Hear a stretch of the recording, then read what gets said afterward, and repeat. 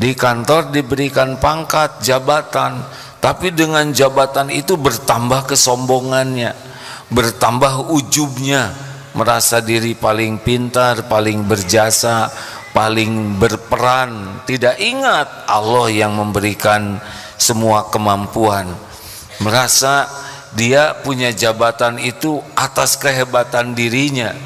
Kemudian dengan jabatan itu ibadah jadi lalai, kesibukannya banyak. Kemudian dia pun jadi mudah berbuat maksiat. Nah, itu naiknya jabatan tuh bagian dari bencana itu, istijraj. Kenapa? Karena naiknya jabatan membuat dia lebih mudah berbuat maksiat. Jadi kita tidak usah terpesona dan terkagum-kagum dengan bertambahnya uang, bertambahnya penghasilan, bertambahnya aset, bertambahnya popularitas, bertambahnya klien, bertambahnya pujian, kekaguman orang. Bukan di sana nikmat yang besar. Nikmat yang besar itu justru kalau diberi sesuatu kita jadi makin syukur ke Allah. Salah satu ciri orang yang syukur ke Allah adalah bagaimana lihat sujudnya. Rasulullah SAW benar-benar tahajudnya tuh sampai bengkak kaki. Kenapa? Karena syukur. Maka kalau diberi nikmat, tambah taatnya, tambah syukurnya, tambah dermawannya, tambah tawadunya, itu nikmat asli. Dan sebaliknya, kalau kita diberikan kesusahan, kesulitan, tetapi di sana membuat kita semakin tobat, semakin banyak minta ampun ke Allah, makin jauh dari maksiat, itu kesulitan itu bagian dari karunia. Kan ciri orang yang disukai Allah itu dimudahkan untuk taat, walaupun dia tidak begitu ingin, tapi ada jalan untuk bisa taat. Dia tidak rencana tahajud, tapi jam 3 bangun saja, tidak bisa tidur lagi. Akhirnya dia memilih tahajud. Dia tidak niat sedekah, tapi tiba-tiba bertemu dengan orang dan dia ingin saja ngasih uang. Tiba-tiba dimudahkan oleh Allah untuk bisa beramal kebaikan, padahal sebelumnya tidak ada niat. Sehingga pada lapang kemudahan untuk beramal, dia berniat baik. Ciri yang kedua, orang yang disukai Allah itu walaupun ingin maksiat dipersulit, gagal terus. Orang nyebutnya jomblo, padahal boleh jadi itu perlindungan dari Allah supaya tidak tergelincir maksiat pacaran. Nanti pada waktunya Allah ngasih jodoh, ketemu, tidak ada yang menghalangi kalau Allah mau memberi. Wa iyuridka bi khairin fala radha li fadlih yusibu bihi may yasha'u min ibadihi wa huwal ghafurur rahim. Surat Yunus 107. Jika Allah wa iyuridka bi khairin memberi kebaikan kepada seorang hambanya, pasti ketemu, tidak ada yang bisa mencegah, menolak, menghalangi, mengurangi, melambatkan, tidak ada. Apa yang Allah kehendaki pasti terjadi. Jadi, dan ciri yang ketiga, kalau Allah suka kepada hamba, dibuatlah hamba ini selalu dalam perlu ke Allah, memerlukan pertolongan Allah. Jadi selalu mau doa saja, minta ke Allah. Ini mengulas ya, disederhanakan begini. Kalau ingin tahu orang yang banyak zikrullah, ciri yang pertama adalah cepat mengembalikan urusan apapun ke Allah, cepat. Yang kedua, sering mengingat Allah dalam segala keadaan. Yang ketiga, selalu mengharapkan pertolongan Allah dalam segala urusan. Dan yang keempat, yakin dengan segala janji jaminan Allah. Oh, kalau orang diberi 4 ini sudah nikmat luar biasa. Cepat, sering, selalu, yakin.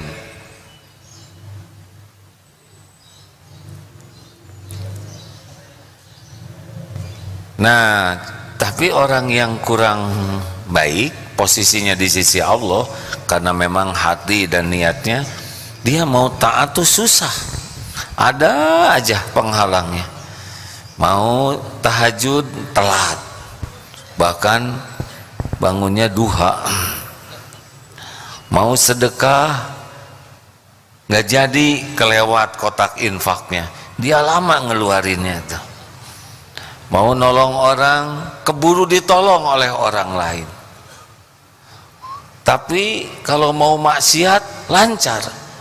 Dia naksir ke seseorang, 5 langsung nyantel. Jadi playboy cap 2 cula ya. Lancar maksiat itu.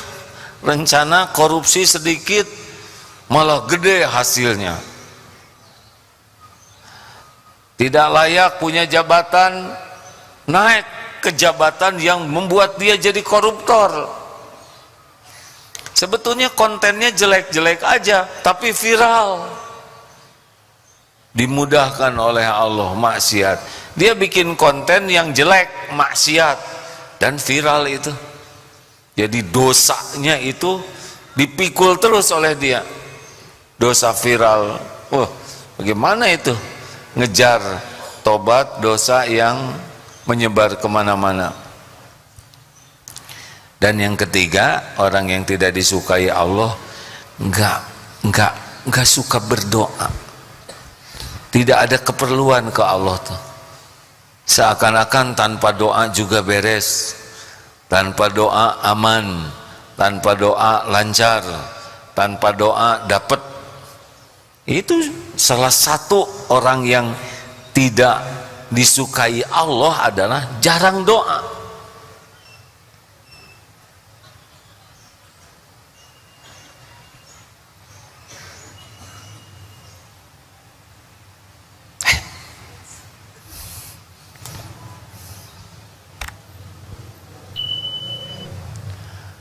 Hati-hati ini hadirin sekalian.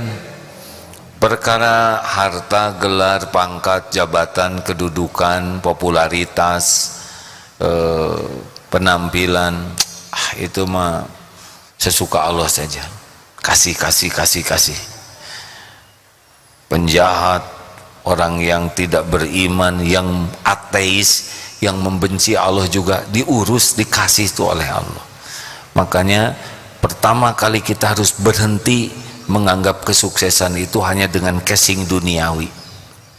Kalau kita menganggap, ini sukses, rumahnya besar, sukses, mobilnya bagus, sukses, HP-nya baru, sukses, udah itu awal, ya, awal kita akan seperti itu nanti, meniru kehidupan itu.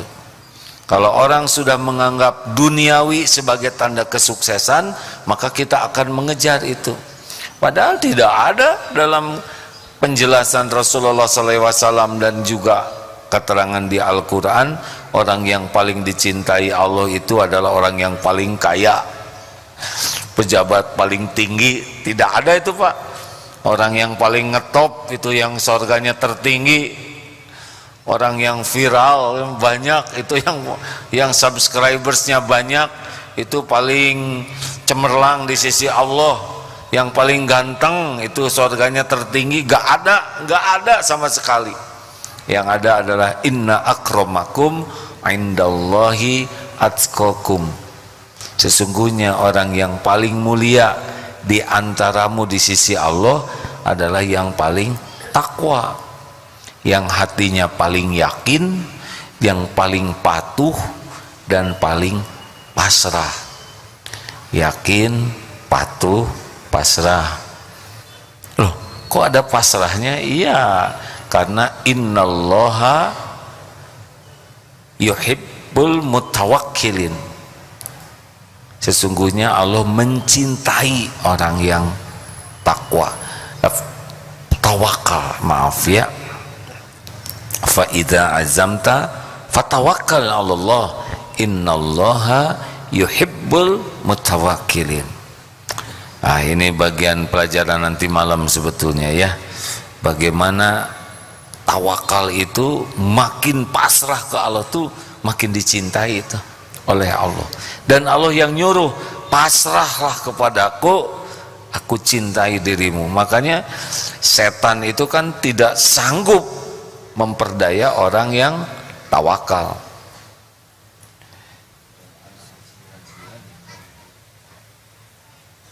Yang setan tidak sanggup tuh memperdaya orang tawakal. Nah, orang tawakal itu cirinya banyak doa karena mengandalkan Allah di dalam segala-galanya. An-Nahl 99 kalau nggak salah ya. Nah, rekan-rekan, Bapak Ibu yang baik, jadi kalau nanti serba mudah, serba lancar, serba enteng, urusan gampang, malah tidak diduga-duga, hebat gitu ya, kita nggak sengaja aja ngedehem terkabul, kedip sedikit langsung dia tertarik. Hati-hati nih, hati-hati bisa istijad. Lihat langsung ketaatan kita, lihat kemaksiatan kita. Kalau maksiatnya jalan terus tapi dimudahkan, itu ciri-ciri bahaya istijraj.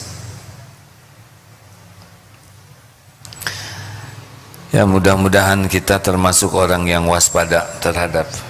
Ada? Coba bacakan. Ini tambahannya ya, silakan. A'udzu billahi minasy syaithanir rajim. Innahu laysa lahu sultanun 'alal ladzina amanu wa 'ala rabbihim yatawakkalun. Sungguh setan itu tidak akan berpengaruh terhadap orang-orang yang beriman dan orang-orang yang bertawakal kepada Allah. Nah, ini tambahannya ya. Jadi setan itu tidak berdaya. Innahu laisa lahu sultanun 'alal ladzina amanu wa 'ala rabbihim yatawakkalun. Sesungguhnya setan itu tidak ada kekuasaannya. Innahu laisa lahu sultanun 'alal ladzina amanu, atas orang-orang yang beriman, wa 'ala rabbihim yatawakkalun, dan yang bertawakal kepada Allah Tuhannya. Jadi setan itu memang tidak kelihatan oleh kita, tapi setan bisa terus mencermati kita. Mereka keroyokan dan tidak punya kerjaan lain selain menipu kita.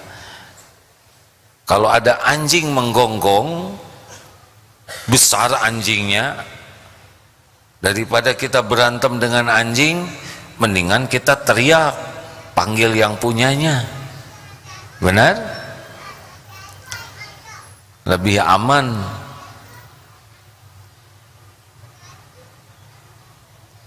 Nggak apa-apa, Bu. Kalau anak bicara nggak apa-apa. Calon ulama. Amin. Ini ketika nyebut amin, Allah pasti mendengarkan itu ya. Oh, sedang ceramah terus kan?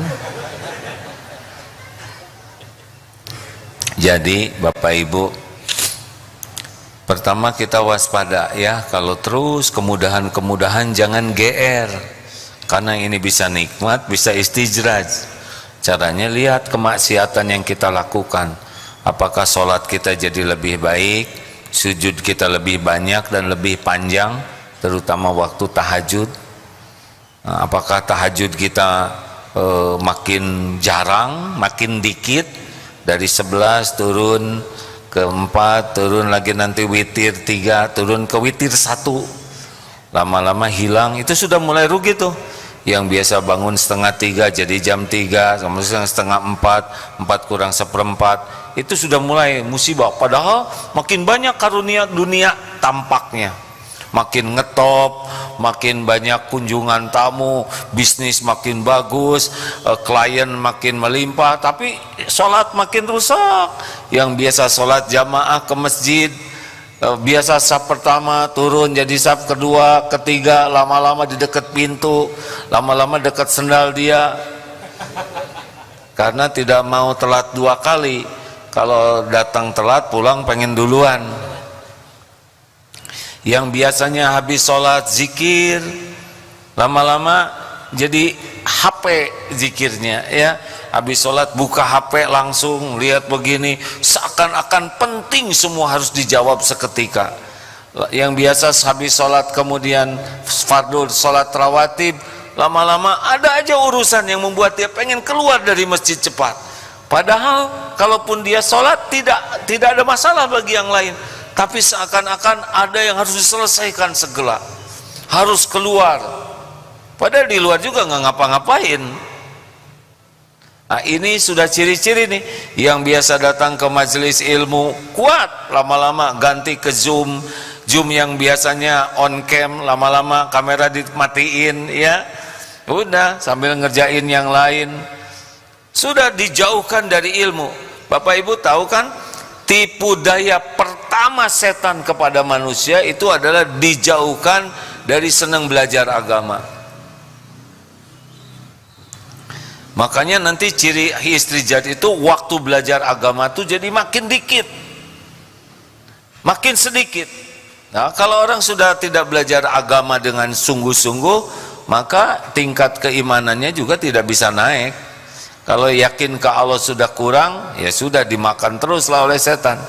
Cirinya apa? Banyak risau, cemas, banyak takutnya. Kan setan itu menakut-nakuti. Ujian pertama bagi kita tuh kan, walanabluwannakum bisyai'im minal khauf, takut. Dan itu setan yang suka nakut-nakuti. Dan dengan tawakal ini sebetulnya takut ini akan cepat tereliminir. Takut enggak lulus, nah, takut dosennya susah ditemui, takut kalau tidak nyambung kepada pertolongan Allah, Allah lah yang ngatur semua, ada Allah yang ngebulak-balik hati. Takut nanti udah lulus, takut nggak dapat kerjaan, takut nggak dapat jodoh, takut aja hidup ini. Jadi hidup ini memang hanya ketakutan saja. Padahal kuncinya adalah kembali ke Allah. Gimana kalau nggak dapat jodoh? Ya Allah lah yang menciptakan saya, bukan saya ini ya, saudara-saudara yang belum kebagian ya. Bagaimana katanya tahun depan akan terjadi resesi ekonomi. Pertama, tahun depan kita belum tentu hidup ya kan. Yang kedua, kalaupun terjadi ya enggak apa-apa, yang ngatur rezeki mah Allah. Kadang pahala kita dengan adanya, kadang dengan ditahan rezeki kita punya pahala juga. Benar? Hadirin, saya baru mengikuti hari ini ada 2 kejadian penting. Satu, ada santri yang wafat. Innalillahi wa inna ilaihi rajiun. Allahumma gfir laha warhamha wa'afiha wa'fu anha. Amin ya rabbal alamin. Tadi sudah dibawa dikuburkan, tidak sangka pasti ibunya ya. Memang beliau sakit dulu 2 pekan di rumahnya, baru sesudah agak dianggap sehat. Ibunya juga seorang dokter, kemudian dipesantrenkan, tapi beberapa hari di sini di drop, dan terus kita laporan dengan ibunya karena tidak mau makan saja, maka dipaksa diajak ke rumah sakit dan Allah menghendaki wafat. Ini pasti berat, tetapi dengan keimanan, keyakinan bahwa ajal sudah ditetapkan oleh Allah, bahwa anak ini ciptaan Allah, anak ini milik Allah, anak ini ada dalam genggaman Allah setiap saat. Allah lebih mencintai ciptaannya dibanding siapapun. Ibu bapaknya pasti sayang, tapi Allah lebih sayang lagi kepada ciptaannya. Anak ini masih sangat muda ya, SMP, insya Allah dosanya juga sedikit, tapi berada di lingkungan pesantren. Ingat doanya, wattawaffana ma'al abror, wafatkan kami bersama orang-orang yang berbuat kebaikan.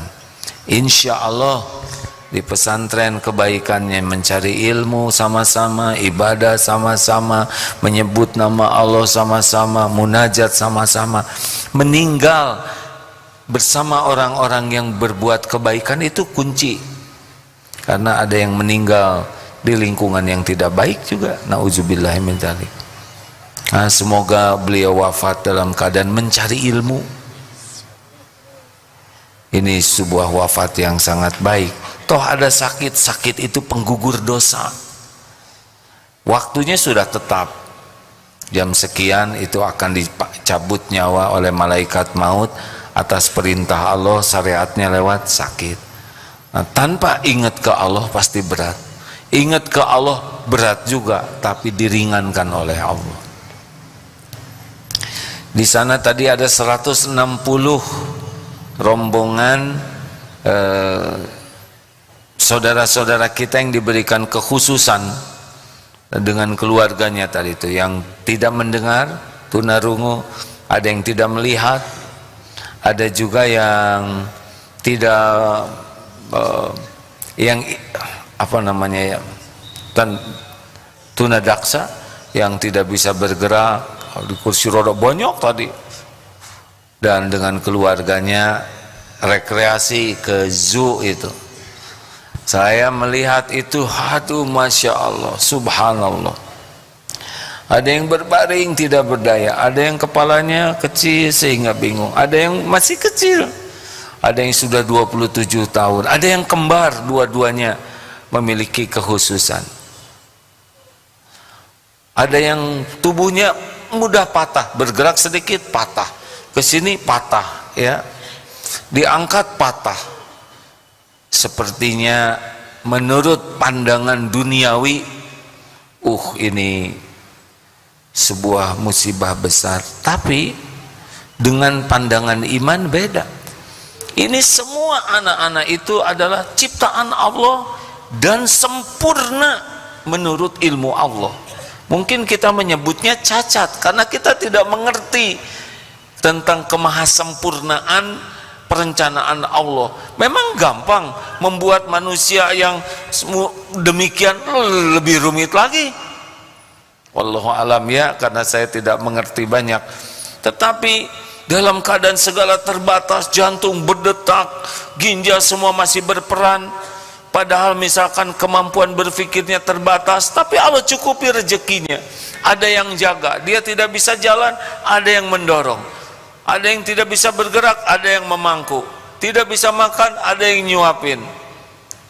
Ini tanda-tanda kebesaran Allah. Jadi memang tidak ada manusia cacat, tidak ada. Yang cacat itu yang tidak punya iman saja. Tapi memang Allah menciptakan sempurna seperti itu menurut ilmu Allah.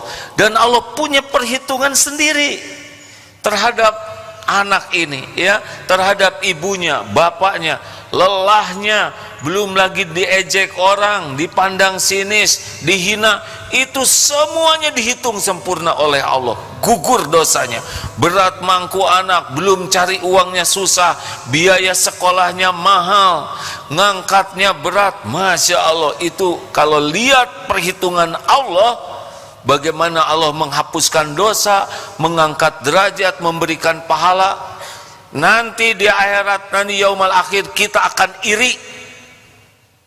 Jelas tuh hadisnya ya, bahwa ketika di yaumal hisab kan makin menderita tuh, habis dosa-dosanya. Nanti diberi sorganya tuh tinggi sekali, dan kita nanti iri. Tahu hidup kayak gini, bakal dapat sorga sehebat itu, mending saya di dunia digunting-gunting, diiris-iris. Jadi kita lihat saudara-saudara kita yang diberi kekhususan itu tidak boleh dengan pandangan sebelah mata. Bahkan kita harus sangat respect, hormat, karena boleh jadi kedudukannya jauh lebih tinggi dibanding kita yang petantang petenteng, ujub, ria, belum lagi dipuji, dikagumi, segala mudah. Aduh, tadi benar-benar dijamu oleh Allah melihat bagaimana ibu, bapak, ada yang betul-betul tidak berdaya sama sekali, tapi tetap ibunya tuh sayang, memeluk, menyuapi, belum lagi dengan segala kesulitannya. Allah maha sempurna perhitungannya. Mungkin orang menganggapnya ini musibah, ini penderitaan, tapi Allah melihatnya insya Allah dengan pandangan penuh kemahaadilan, kemahasempurnaan kasih sayangnya. Dunia cuman sebentar saja. Bisa dibayangkan itu ibu tadi harus nyari uang, anaknya ingin ke belakang, berat, diangkat patah ya, setiap patah harus diobatin, uangnya habis, belum lagi usaha. Ini semuanya ini tidak ada yang luput dari penglihatan Allah, tidak ada yang luput dari kesempurnaan balasan dari Allah, ganjaran dari Allah. Nah, inilah pentingnya iman yang membuat kata orang ini pahit, tapi bisa jadi ini sesuatu sekali. Dan yang kata orang sukses, tapi bagi orang yang iman jadi waspada, karena jangan-jangan kesuksesan itulah yang menurut kita sukses adalah istidraj. Kayak cakep, cantik sekali, tampan sekali, mulus sekali, itu kan ujiannya lebih berat. Karena kecenderungan orang itu akan memperlihatkan keistimewaan versinya. Yang sangat cantik dan kurang iman tuh berat sekali pakai masker itu ya enggak? Karena dia tidak bisa tepos, tebar pesona. Yang badannya bagus tuh pengen orang lain tahu kebagusan badannya. Itu ujian lebih berat lagi. Begitulah, mudah-mudahan kita bisa memahami, melihat dunia ini dari sudut pandang keimanan, bukan sudut pandang nafsu. Terima kasih. Ada yang akan ditanyakan, didiskusikan? Ini saya absen dulu para tamu. Tuh ada yang ngacung. SD plus Al-Muhajirin. Ada SD? Tumben ini ada tamu SD. Alhamdulillah. MT Al-Ikhlas. Gak ada yang ngacung, karena ikhlas sekali jadi ngacung juga tidak ya. Ibu Al-Ikhlas? Bukan. Oh ya. Oh mau bertanya ya. Ya Bu, sabar ya Bu ya, ini lagi absensi dulu ya. SMP Islam Al-Azhar Karawang. Alhamdulillah. Terima kasih Dek. Komunitas Jalan Ridho Ilahi Bogor. Bapak jalan kemana? Menuju kemana Bapak? Menuju Ridho Ilahi. Ya Alhamdulillah. Oh ziarah bukan jalan. Komunitas jalan ziarah. Oh ya, salah ketik Pak. Maaf ya Pak ya. Namanya apa? Komunitas KJRI. Oh, bukan kedutaan ya. Baik. 60. Majelis Bani Ibrahim. Oh, alhamdulillah. Ini yang mau nanya tadi. Bukan mau apa?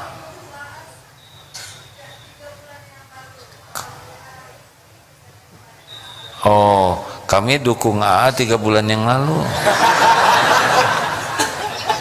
Makasih ya Bu. Sebentar ya Bu. Baik. Kenapa Nabi Ibrahim begitu spesial, kekasih Allah disebutnya? Nabi Ibrahim itu adalah orang yang betul-betul lonely. Dengan ayahnya diuji. Tapi itu ceramah lagi nanti, saya udah nggak jadi Jadi orang yang lonely itu kecenderungannya kalau benar menyikapi kesendiriannya lebih mudah dekat dengan Allah. Waduh, yang belum punya pendamping, saya tuh nggak tega nyebut jomblo tuh ya, asa combro gitu, jomblo yang karena boleh jadi oleh Allah tidak dikasih pacar pendamping itu karena Allah pengen bersamanya. Ada kalanya dipisahkan supaya dekat dengan Allah. Kalau Allah mencintai seseorang biasanya ya itu ya tidak ada kemelekatan di hatinya dengan yang lain-lain. Jadi oh itu kok nggak banyak barang bagus, nggak barang mewah.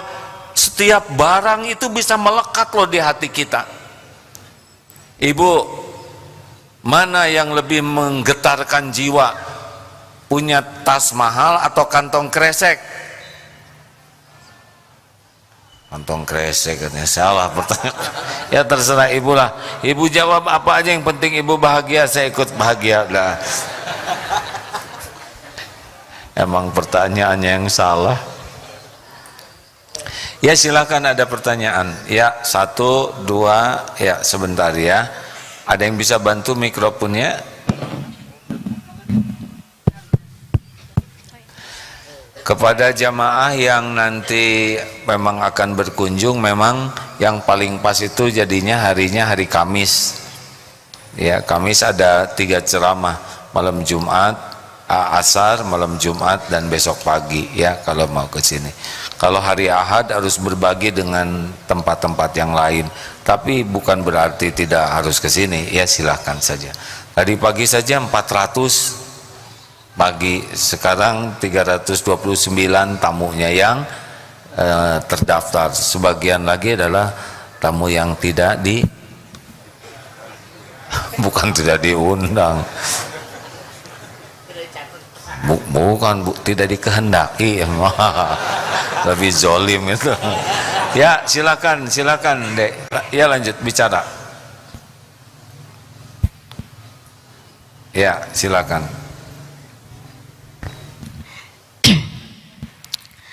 Bismillahirrahmanirrahim. Izin memperkenalkan diri sebelumnya. Nama saya Suhana Anzalna, berasal dari Medan, Sumatera Utara, sedang menempuh pendidikan di STAI Darut Tauhid A. Izin juga menyampaikan salam dari PPMA untuk AA. PPM tahu nggak? Program Pesantren Mahasiswa A. Oh baik, alhamdulillah. Jadi sebagaimana yang kita yakini bersama bahwasanya kenikmatan dan juga hinaan itu berupa bentuk ujian bagi kita setiap manusia. Tetapi yang saya rasakan itu dari dulu itu saja ujian dalam hidup saya. Nah, pertanyaan saya, apa langkah terbaik yang saya lakukan ketika saya mendapat ujian berupa pujian dan juga hinaan? Terkadang mendapat pujian merasa senang, tetapi juga merasa bersyukur, tetapi terkadang hati juga merasa keguncangan yang berlebih. Kemudian hinaan juga begitu, tidak ada bedanya. Jadi apa langkah terbaik buat saya? Terima kasih. Bagus sekali tadi kalau sudah meyakini bahwa hidup ini memang ujian, baik kesenangan dan kesusahan itu ujian. Itu udah awal yang sangat baik. Adapun kita senang dipuji, itu sudah merupakan software standar lah. Kalau komputer itu ya sudah ada jeroan kita, nggak enak nyebut jeroan ya. Daleman lebih jelek lagi ya nggak.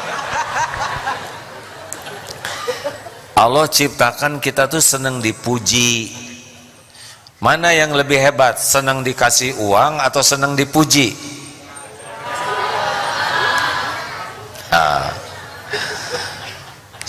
Mana pilih, mending dipuji, mending dikasih uang? Nah, begitulah dunia bokeh hadirin. Berapa banyak yang uangnya habis gara-gara untuk dipuji orang? Benar? Beli ini, beli itu hanya untuk dipuji. Sebetulnya orang tuh lebih suka dipuji daripada dikasih uang. Ini sudah pernah diceritakan berkali-kali. Coba kalau sekarang dikasih uang semuanya, masing-masing 100 juta, gembira nggak kira-kira? Oh, uangnya uang dolar lah, ganti ya. Semua dapat 10.000 dolar masing-masing, senang? Pas ditukarkan ternyata uang palsu, gembira atau kecewa? Tuh, uang itu kalau tahu uang palsu pasti kecewa, tapi dipuji walaupun pujian itu palsu tetap seneng. Ih kak, ibu makin lama kok makin muda, towel ya. Padahal jelas makin tua. Begitulah bahayanya pujian. Kita jadi suka nipu diri. Kalau kita dipuji, yakin saja Allah lagi menggerakkan orang, ngetes kita dengan pujian. Semua pujian hanya datang dengan izin Allah. Lulus atau tidak, bagaimana supaya lulus? Kalau disebut dipuji, yakin alhamdulillahirabbil alamin. Karena pujian apapun yang datang ke kita, pasti yang dipuji itu karunia Allah. Pinter, siapa yang bikin pinter otak kita kalau bukan Allah? Ya kan? Kamu dermawan, itu uangnya dari siapa yang kita sedekahkan?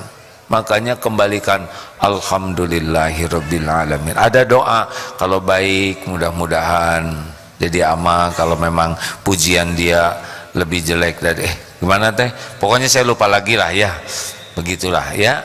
Udah ingat nggak yang saya lupa? Saya aja lupa. Nah giliran dihina bagaimana? Sama, oh ini episodenya saya dihina. Allah juga yang mengizinkan kita dihina. Apa maksudnya dihina? Untuk menunjukkan bahwa lebih banyak yang ditutupi oleh Allah daripada yang diketahui oleh yang menghina kita. Enggak ada apa-apanya penghinaan orang kepada kita dibanding kehinaan kita yang aslinya. Benar? Enggak ada apa-apanya. Coba siapa yang pernah dihina? Ada? Apa disebut apa coba dihina? Dek, main WA. Tuh kan duduk paling depan. Tapi saya tidak boleh mengatakan sesuatu yang melukai hatinya ya. Jadi jalanin aja semuanya ladang amal. Ladang amal, dipuji dicaci adalah ladang amal. Kasihan yang menghina kita, nggak usah sakit hati. Kenapa? Karena itulah, nggak usah, mau ngapain sakit hati. Sakit hati itu adalah orang yang menzolimi dirinya sendiri. Tinggal kita maafkan. Wal afina 'anin nas. Kita diberikan kesempatan jadi orang takwa kalau kita tidak marah. Wal kadhiminal ghaidha wal afina 'anin nas. Ali Imran 134 ya. Ciri orang takwa kan bisa menahan amarah. Kalau nggak ada yang ngejengkelin, kita nggak teruji. Dia nyakitin kita, kita bisa memaafkan. Dan mau ngapain juga sakit hati? Tuhan kita kan bukan dia sampai dower menghina kita, nggak ada apa-apanya. Nothing, nggak ada apa-apanya. Coba sekarang menghina saya, nggak ada apa-apanya. Paling pergi saya dari sini. Punung. Tapi memang pasti ada sakit hati. Rasulullah juga ada sedih, ada kecewa, itu manusiawi. Tinggal ekspresinya, marah atau tidak, memaafkan atau tidak, gitu.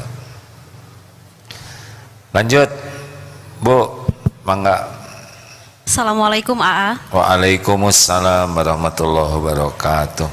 Saya ingin bertanya tentang bentuk cinta, kasih, dan karunia Tuhan. Allah maksudnya? Ya Allah. Selama 30 tahun ini saya diajarkan untuk berbuat baik agar menuai kebaikan. Kemudian tepat di usia saya 30 tahun, saya kehilangan banyak hal.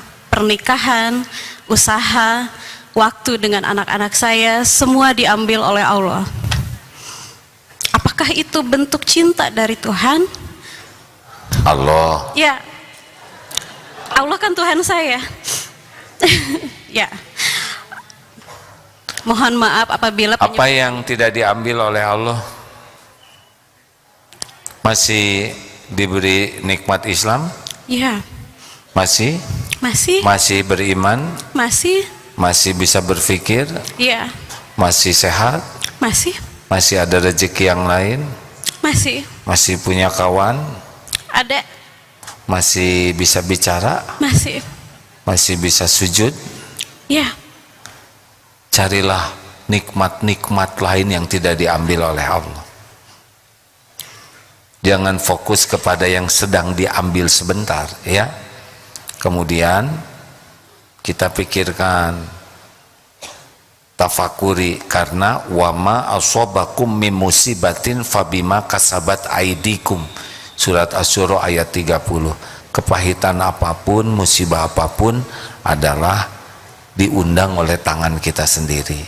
Nah, sekarang kita ingat apa yang Allah sisakan untuk disyukuri sambil kita bertobat, ya. Gimana besok lusa? Kalau Allah mudah ngambil, mudah juga Allah ngasih, benar? Ya. Jadi sekarang episodenya memang begini. Punya dosa tidak? Iya. Sedikit banyak? Banyak. Banyak atau banyak sekali? Pasti Siapa yang kita bisa banyak mengukur dosa. Hah? Siapa yang bisa mengukur dosa kita, Pak? Nah, itulah yang harus kita ukur. Ya. Karena tiap dosa itu pasti balik ke kita jadi kepahitan. Tapi Allah Maha baik. Walaupun kita banyak dosa, ditutupin dosa kita. Kemudian digugurkan. Kalau kita kurang istighfarnya, padahal Allah sayang ke kita. Kita dosa banyak. Dan kita jarang menyadarinya. Istighfar kurang, sholat jarang khusyuk, sedekah sedikit, tobat tidak maksimal. Maka kasih sayang Allah diberikan kepahitan. Itu ngegerus dosa-dosa kita dalam bentuk lelah, capek, lahir batin, dalam bentuk sakit. Itu wala wasobin, sakit, wala hammin, cemas, wala huznin, sedih, ya, dengan berbagai kesedihan, gangguan-gangguan, wala ghammin, susah, ini susah, bahkan tertusuk duri sekalipun, illa kafarallahu biha min khotoyahu, kecuali Allah menghapuskan dosa-dosa. Memang tidak kelihatan, ya, tapi kalau ibu jalani dengan ridho, dengan cobaan, nanti terhapus dosa, ada babak baru yang lebih baik di depan, ya. Banyaklah melihat yang lebih menderita dari kita, ya. Pernah ada yang datang juga, saya itu sudah telat nikah, padahal tidak ada yang telat, hanya belum waktunya. Udah nikah, tahu nggak, saya keguguran terus, giliran jadi hamil ternyata ada yang harus diambil, yaitu rahimnya. Sekarang rahim saya diambil, wah, banyak cerita sedih. Tapi ketika diingatkan, maaf, apakah ingatan maksudnya normal, jantung normal, coba fokus kepada nikmat yang Allah berikan supaya tetap syukur. Itu jauh membuat lebih ringan. Dan kepahitan itu adalah pembersih dari dosa. Makanya istighfar yang banyak, berbaik sangka, nanti ada babak-babak baru lagi yang lebih baik kalau bersabar, ya. Terima kasih, AA. Ya. Boleh satu lagi, AA? Boleh. Apakah benar semakin kita beriman, ujiannya juga semakin berat? Kalau jadi dokter spesialis, ujiannya berat nggak kira-kira? Ya. Iya. Nabi ujiannya berat nggak? Nabi Muhammad ujiannya berat tidak? Ya. Berat. Ini yang lagi ceramah ini kira-kira ujiannya berat tidak? Tahu dari mana? Pasti menyelidiki terus ujian saya. Beratnya itu sudah terukur. Seperti ujian SMA kelas 3, tidak mungkin pelajarannya SD. Tapi yang kelas 3 yang ngejalanin saja. Rasulullah juga berat menurut kita, tapi ya Rasul jalan saja. Gitu. Jadi jalanin saja dengan sesuai aturan, nanti bisa. Oh, gimana kalau gitu, saya nggak mau kuat iman dong karena takut. Enggak, itu mah sama dengan nggak mau lulus. Ini ada dokter resep, berat nggak jadi dokter bedah? Berat, wah, iya nggak. Tapi kalau jadi ingin ringan, jadi petugas P3K, ya. Terima kasih ya Bu, nggak usah mikirin tentang beratnya ujian, udah diukur kok oleh Allah. La yukallifullahu nafsan illa wus'aha. Allah tidak membebani seseorang kecuali sesuai kesanggupannya. Begitu Bu. Alhamdulillah ya, banyak ke majelis ilmu, banyak gaul dengan orang-orang yang sabar, soleh ya, dan yang paling penting banyak menangisi dosa. Itu rahasianya. MPP Bukit Asem, PT Bukit Asem ada? Bapak dari Bukit Asem. Ibu mau nanya atau ngacung? Oh, dari Bukit Asem Ibu. Alhamdulillah. Mana asa kurang enak Bukit Asem, Bukit Asam ya. Terima. Waduh, protes Ibu. Bukan asem, asin katanya. Katanya begini, maksudnya bukan. Jadi Bukit Asam maksudnya gitu Bu. Lanjut, terakhir ada pertanyaan lagi? Ya ada Agim di sini anak. Masa nanya sama AA? Silakan A. Sabar. Bismillahirrahmanirrahim. La haula wala quwata illa billah. Gini A, kan kita harus sering mengingat Allah gitu. Yang tergambar di benak saya hanya sanggup untuk mengingat lafadznya, dan di hati hanya sanggup mengingat lafadznya. Apakah itu boleh enggak? Lafadz Allah gitu? Ya gitu, tergambar di benak dan di hati itu, enggak sampai cahaya atau yang kata ulama gimana gitu. Mohon pencerahannya. Assalamualaikum.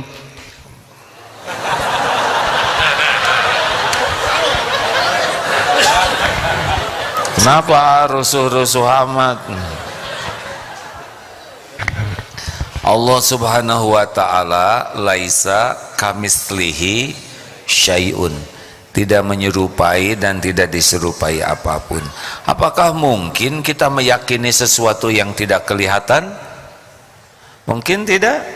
Coba nih, ada udara tidak di sini Dek? Seperti apa? Kenapa yakin pada nggak kelihatan? Coba Ade naik ke mimbar, terus loncat kepala duluan, ya. Kenapa pakai ke bawah? Karena ada gaya gravitasi. Kita yakin. Pernah lihat tidak? Qadarullah saya kuliahnya elektro. Mau nyobain elektron? Ujung kabel gitu ya. Coba seperti apa elektron? Enggak tuh, enggak ada yang lihat. Tapi ada seorang yang datang ke ulama, katanya ya, kisahnya dia lulusan luar negeri yang rasionalis. Nggak ada yang benar jawaban tuh, saya udah nanya ke sana sini nggak memuaskan. Lalu dinasehatin, coba tuh datang ke kiai ini di desa, ada pesantren sederhana tapi kiainya yakin ke Allah. Apa pertanyaannya? Kalau Allah itu ada, mana, seperti apa? Ada itu harus kelihatan, harus ketahuan buktinya. Yang kedua, setan dimasukin ke neraka, setan dari api, neraka dari api, bagaimana terasa, ya kan? Yang ketiga, apa itu takdir? Takdir itu cuma ngeles aja katanya. Dia nggak pernah puas jawabannya, datang ke ulama di kampung tuh, pas nanya, kalau Allah ada, apa buktinya? Yang gak kelihatan tuh apa buktinya? Kedua, takdir itu apa? Jangan ngeles. Yang ketiga, setan dimasukin ke api, padahal setan dari api, bagaimana akan kerasa? Sini nak, gimana? Sini dekat. Pak, lu ditempeleng. Kalau nggak bisa jawab, jangan marah dong, Yai. Itu bukan marah, itu jawaban. Ya tapi saya sakit nggak sakit. Coba sakit itu jelaskan seperti apa. Jawabannya sini, saya tempeleng dulu lah.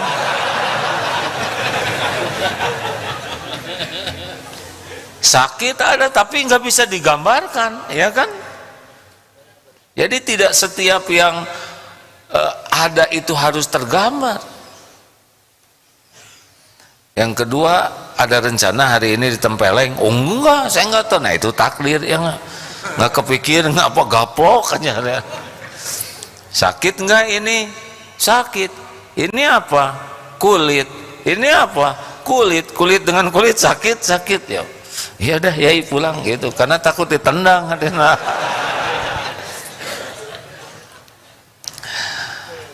Jadi cara meyakini Allah, kita juga banyak yakin kepada yang tidak kelihatan.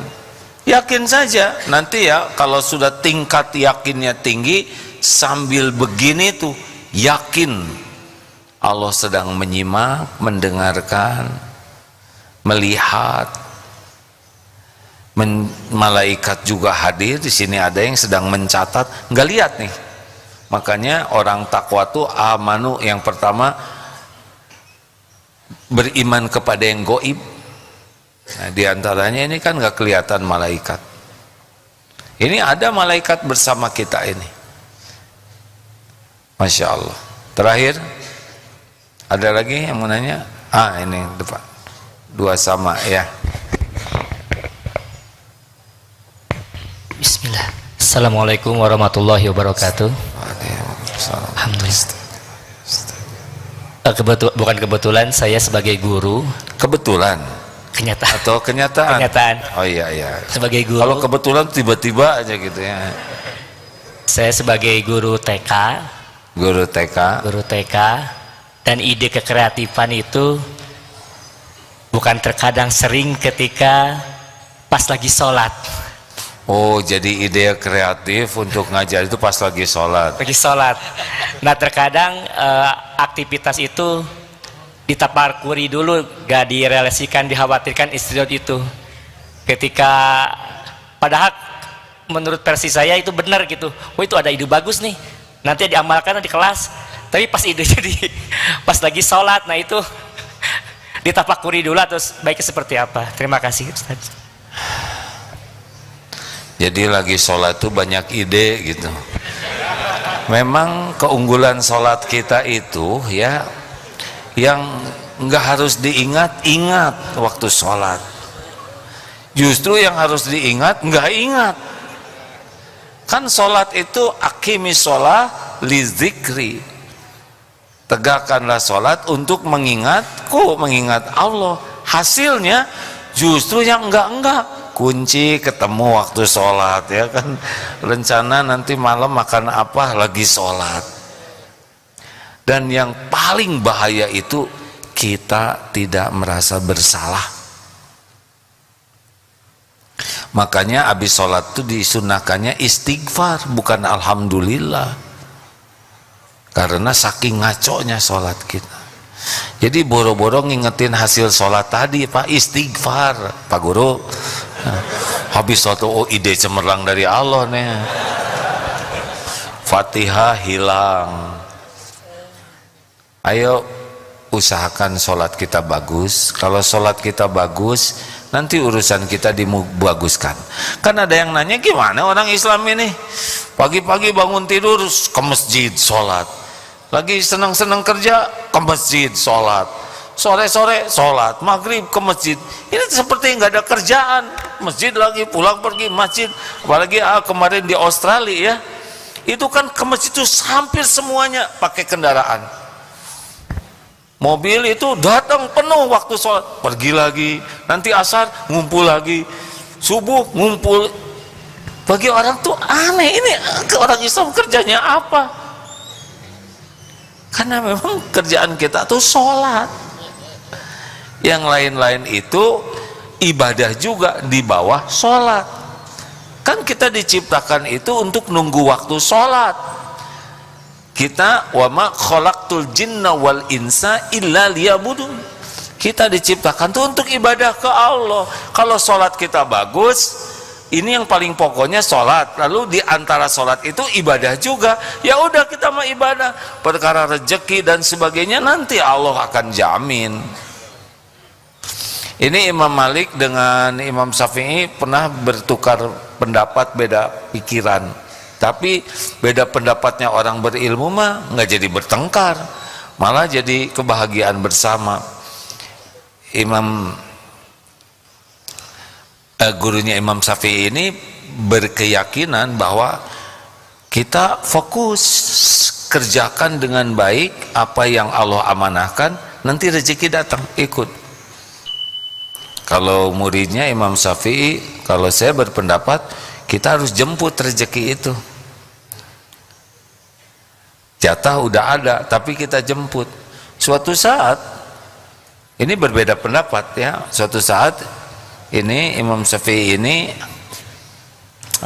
melihat ada yang sedang panen. Lalu beliau bekerja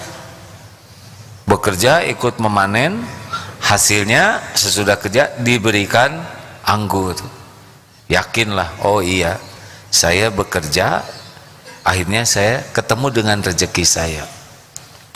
Gembira nih, keyakinannya benar. Datanglah ke gurunya, Syekh, tadi di sana ada panen, lalu saya niatkan kerja, dan akhirnya saya diterima kerjaan, dan jadilah rezeki. Jadi benar pendapat saya bahwa kita harus jemput dengan bekerja sehingga ketemu dengan rezeki. Coba rasakan. Kata gurunya, saya dari tadi ngajar, selesai ngajar saya pikir duh enak nih, kalau udah capek ini saya makan anggur. Nah sekarang saya makan anggur ya gak? Ini tingkat tinggi, saudara nggak ngerti ya? Ngerti enggak? Jadi dua-duanya benar. Memang agak lambat ya, nggak apa-apa, tergantung apalah gitu ya. Jadi benar yang dikatakan Imam Malik benar. Beliau sibuk ngajar, ingin anggur, datang anggur dibawa oleh muridnya ya kan? Muridnya juga benar, ada makomnya masing-masing. Begitulah. Sudah begitu. Udah panjang ceramahnya. Terima kasih Bapak Ibu yang baik. Kesimpulan, jangan silau sama duniawi. Oh, satu hal terakhir, maaf, penting. Kita suka ingin menyekolahkan anak supaya pinter, punya gelar, bisa dapat pendidikan tinggi, itu bagus. Tapi hati-hati satu hal, mereka harus dipersiapkan menghadapi akhir hayat yang tidak diduga. Jangan sampai kita mikir anak jadi ahli matematik, ahli sains, ahli ini, ahli itu, tapi ternyata usianya tidak lama. Siapkah mereka menghadapi kuburnya? Siapkah mereka menghadapi yaumal hisab? Apalagi kalau sudah balik. Ini terbukti ini. Pernah ada suami istri yang dialog, yang ingin anaknya tuh ya sukseslah secara duniawi. Oh, tidak apa-apa, kata suaminya, tapi siapkah andai kata anak ini tidak panjang usianya? Apakah dia bisa punya cukup bekal untuk dikuburnya? Nah itu. Dan qadarullah hari ini ada santri yang wafat di usia remaja. Allahumma salli wa sallim wa barik ala sayyidina Muhammadin wa ala alihi wa ashabihi ajma'in. Ya Allah, alhamdulillahi rabbil alamin. Duha yang maha menatap, yang maha mengatur segalanya. Alhamdulillah ya Allah, segala puji bagimu yang menakdirkan kami berkumpul di rumahmu ini. Ya Allah, Allahumma inna na'udzubika min an nusyrika bika syai'an na'lamu wa nastaghfiruka lima la na'lamu. Ya Allah, kami berlindung kepadamu dari berbuat musyrik, menyekutukan Engkau dengan apa-apa yang kami tahu, dan kami mohon ampunan padamu dari apa-apa yang kami tahu, kami tidak tahu. Ya Allah, jadikan siapapun yang hadir, yang menyimak ini benar-benar menjadi hamba yang Engkau karuniai hati hakul yakin, Allahumma inna nas'aluka imanan kamilan. Karuniakan kepada kami iman yang sempurna ya Allah, wa yaqinan shadiqan, keyakinan yang benar, wa qalban khasyian, dan hati yang khusyuk selalu bersamamu, wa lisanan zakiran, dan lisan yang selalu basah menyebut namamu. Allahumma a'inna ala zikrik wa syukrik wa husni ibadatik. Wahai Allah, tolonglah kami agar menjadi hamba yang selalu ingat kepadamu, senantiasa bersyukur atas limpahan karuniamu, yang senantiasa bisa mengabdi beribadah dengan benar kepadamu. Allahumma rzuqnal istiqomah, rizkikan kepada kami istiqomah ya Allah. Rabbana la tuzigh qulubana ba'da idh hadaitana wa hab lana min ladunka rahmah innaka antal wahhab. Jangan cabut nikmat iman ini ya Allah, jangan cabut keislaman kami ya Rabb.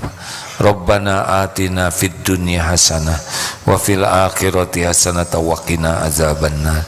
Ya Allah, kuatkan iman yang masih lemah, berikan kehusuan bagi yang masih lalai, berikan jalan keluar yang berkah yang sedang dihimpit masalah, karuniakan kesembuhan yang sedang sakit ya Allah, karuniakan kecukupan yang sedang kekurangan ya Allah, karuniakan lepaskan dari lilitan hutang piutang, karuniakan pendamping terbaik yang menantikannya, karuniakan keluarga sakinah yang mendambakannya, titipkan keturunan yang soleh solehah bagi yang menantikannya.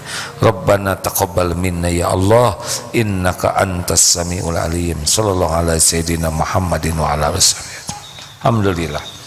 Terima kasih. Subhanakallahumma bihamdik, asyhadu alla ilaha illa anta astaghfiruka wa atubu ilaik.